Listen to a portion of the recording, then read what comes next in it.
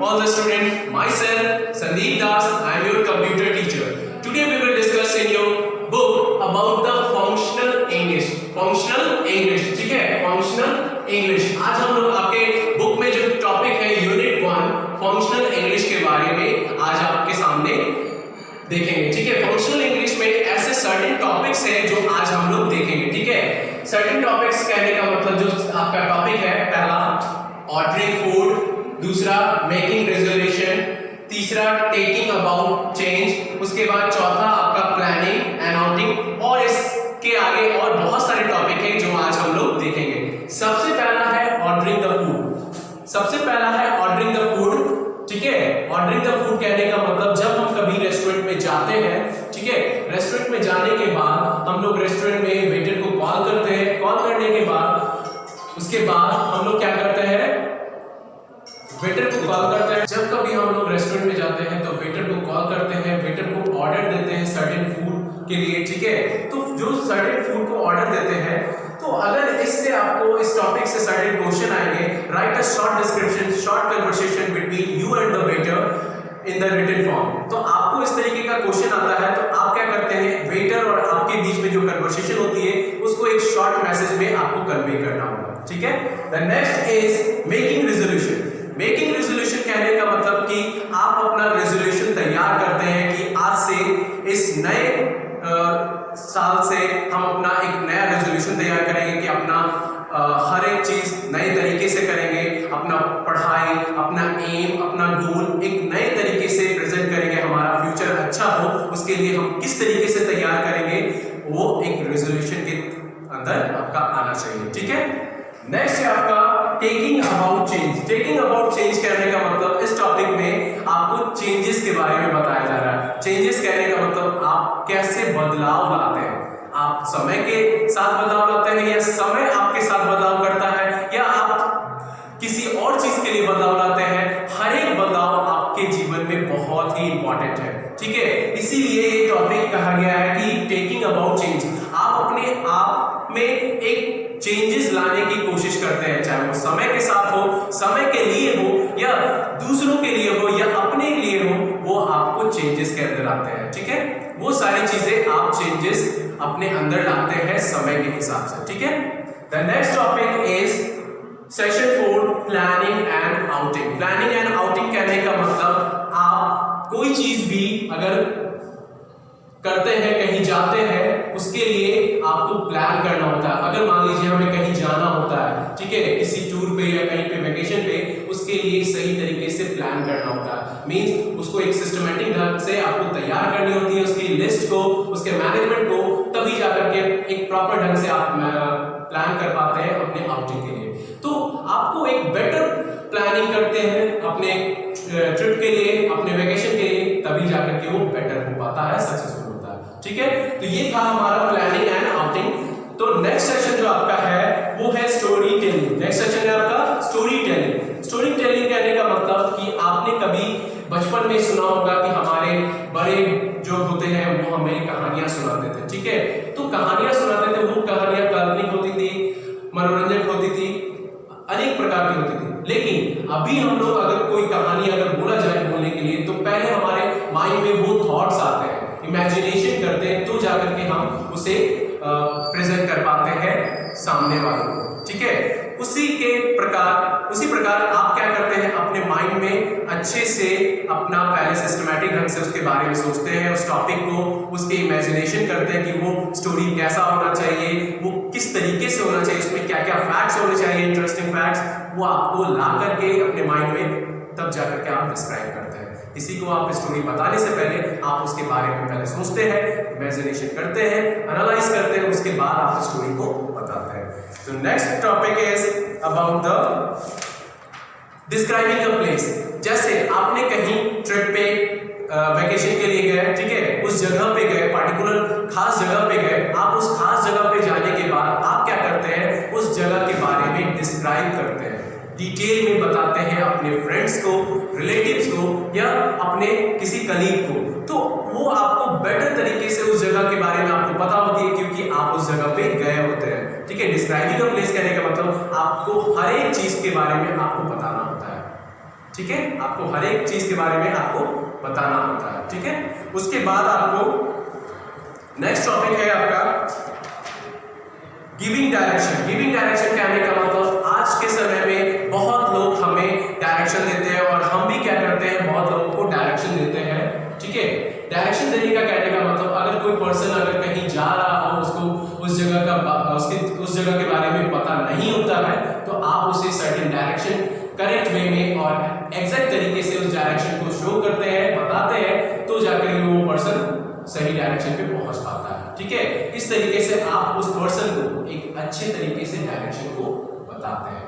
Next है आपका जो आपका नेक्स्ट टॉपिक है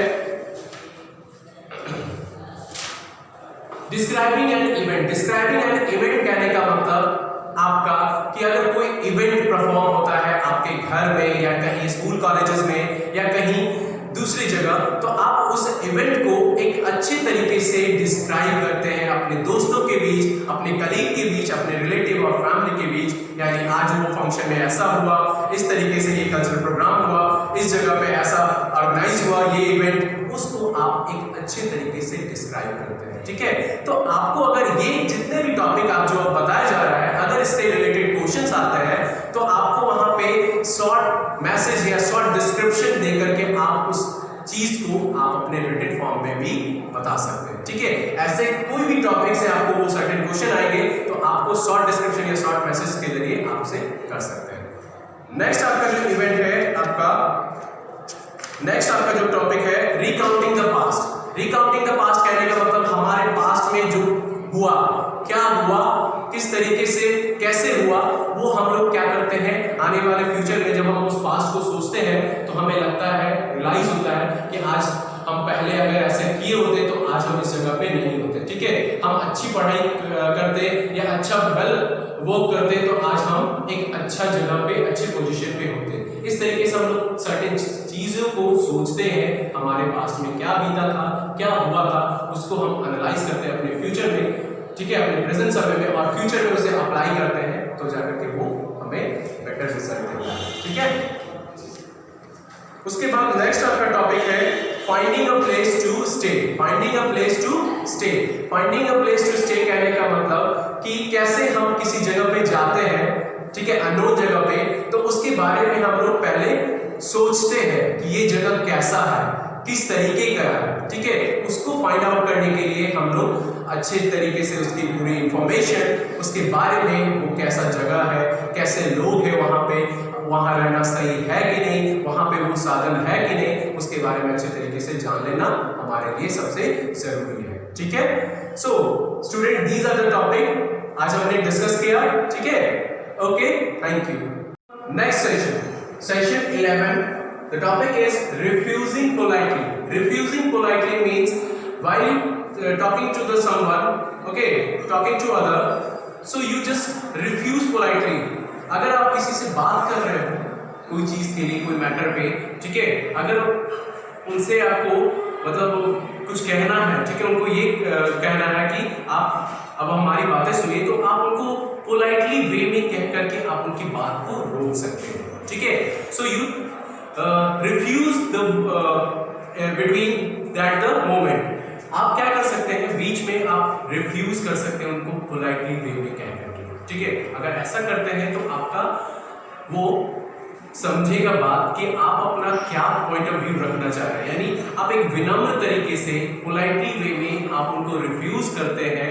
ठीक है, कि आपको भी कुछ कहना है, तो वो सामने वाला आपको समझेगा कि आपको भी कुछ बोलना चाह रहे हैं, आप भी कुछ कहना चाह रहे हैं, तो आपका वो बात सुनने के लिए तैयार है। That is the topic about the refusing politely.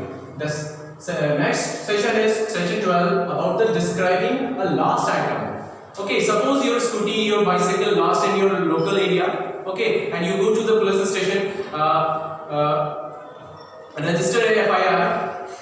आपका कोई साइकिल या आपका स्कूटी या आपका कार कोई खो जाता है या चोरी हो जाता है, आप उसकी कंप्लेन आप पुलिस स्टेशन में FIR करवाने के लिए जाते हैं। ठीक है, तो आपको उसके बारे में पूरी डिटेल पूछी जाती है, आप उसके बारे में उसको डिटेल पूरी तरीके से बताते हैं कि आपका वो कैसा क्या था, कलर कैसा, शेप एंड साइज था, ठीक है, क्या नंबर थे, वो सारे आपको डिस्क्राइब करने होते हैं एफआईआर के समय, ठीक है। जब आपकी कोई भी चीज, ठीक है, चोरी हो जाती है या खो जाती है तो आप उसे क्या करते हैं, आप उसको बेटर तरीके से डिस्क्राइब करते हैं कि आपका वो आइटम जो भी चोरी हुआ है वो आपको मिल सके। इसीलिए कभी भी कोई लॉस्ट यानी खो चुका हो या चोरी हो चुका हो आइटम, तो आप उसके बारे में पूरी अच्छी तरीके से डिटेल वे में आप सामने वाले को बताते हैं, तभी जाकर के वो उसकी खोज करता है, ठीक है। That is the describing a lost item. The next is appreciating others. Means appreciating others means while talking to the others, talking to the someone, मतलब आप अगर किसी से बात कर रहे हैं, ठीक है, अगर उन्होंने कोई काम अच्छा किया है तो आप उनकी अप्रिशिएट करिए, ठीक है। अगर वो कुछ अच्छा कर रहे हैं या करने वाले हैं या कर चुके हैं तो आपको उनकी अप्रिशिएटिंग करनी चाहिए, ठीक है, उनकी तारीफ करनी चाहिए, उनकी प्रशंसा करनी चाहिए, तो जाकर के उसका मनोबल और भी ऊंचा होता है, ठीक है। आपके लाइफ में भी कभी आपको भी किसी ने आपकी अप्रिशिएट की होगी, ठीक है, आपकी प्रशंसा, आपकी बढ़ाई की होगी कोई किसी ने, तभी जाकर के आपका मनोबल आज ऊपर होता है, तब आपको आगे आने वाले फ्यूचर में आप उसको अच्छे तरीके से भी बेटर परफॉर्म कर पाते हैं लाइफ में, ठीक है। जो हमारा नेक्स्ट सेशन है हमारा, ठीक है, The next session is attending a phone call. Attending a phone call कहने का मतलब हमारे घर पे while we talking to the others, ठीक है, at a phone call, on a phone call, ठीक है, on a phone call, while your friend, relative, family member, ठीक है, जब किसी का भी फोन आता है कैसे अटेंड करना है, ठीक है। मान लीजिए अगर हमारे फ्रेंड्स हैं, good morning, how are you, ठीक है, सो हमारे घर से फोन आता है या किसी रिलेटिव को फोन अगर हमारे पास आते हैं, ठीक है, तो उनका कैसे रिप्लाई करना है, अटेंड कैसे करना है, hello aunty, good morning, how are you, ठीक है। तो इस तरीके से पोलाइटली वे में आपको अटेंड करके कॉल को एक पोलाइटली मैनर में आपको उनका रिप्लाई देना होता है, ठीक है, while you attending a call. आपको एक अच्छे तरीके से वेल मैनर्ड में आप फोन को पिकअप करते हैं, वेल तरीके से एक अच्छे बिहेवियर के साथ आप उसको डिस्क्राइब करते हैं अपने फोन कॉल पे, ठीक है। That is the session attending a phone call, ठीक है। जो नेक्स्ट टॉपिक है आपका giving instruction. Okay, giving instruction कहने का मतलब while doing something and giving work to the someone, okay, and you give some instruction to that person. अगर आपको कोई काम करवाना हो या कोई चीज करना चाह रहे हो, so you give the instruction to that person. आपको उसकी पूरी नियम, उसके रूल एंड रेगुलेशन, आप उसको इंस्ट्रक्शन देते हैं कि वो इंस्ट्रक्शन को फॉलो करके उस काम को वो पूरा कर सके, ठीक है। तो आपका वो इंस्ट्रक्शन उसके लिए बहुत ही इंपॉर्टेंट होता है, उस इंस्ट्रक्शन को फॉलो कर करके वो अपने काम को बेटर तरीके से करता है अपने लाइफ में, ठीक है। अगर आपका इंस्ट्रक्शन एक बेटर होता है, एक बेटर तरीके से आप उनको बताते हैं, तो वो काम को वो अच्छे तरीके से परफॉर्म कर पाता है। That is the session about the giving instruction. Next session is registering a complaint. Registering a complaint, जैसे आप स्कूल, कॉलेजेस, ऑफिस या कहीं भी लोकल एरिया में कुछ ऐसी घटना होती है या हमारे स्कूल कॉलेज में, तो हम कंप्लेंट करते हैं, ठीक है। हम अपने मैनेजमेंट के पास या अपने सीनियर्स के पास जाके कंप्लेंट करते हैं, ठीक है। कंप्लेंट कहने का मतलब कि आपके साथ अगर कुछ हुआ है या कुछ देखे हैं तो आप उसकी कंप्लेंट करते हैं, चाहे वो किसी से रिलेटेड हो या आपसे जुड़ा हुआ या किसी के साथ होने वाला हो, तो आप उसको कंप्लेंट जाकर के रजिस्टर करवाते हैं, ठीक है। या आपके लोकल एरिया में ही किसी के साथ वो हो रहा हो या हो चुका हो, ठीक है, घटना, तो आप उसको कंप्लेंट उस पर्सन के सामने जाके करते हैं, ठीक है। That is the session about the registering a complaint. The next is calling up for a job vacancy.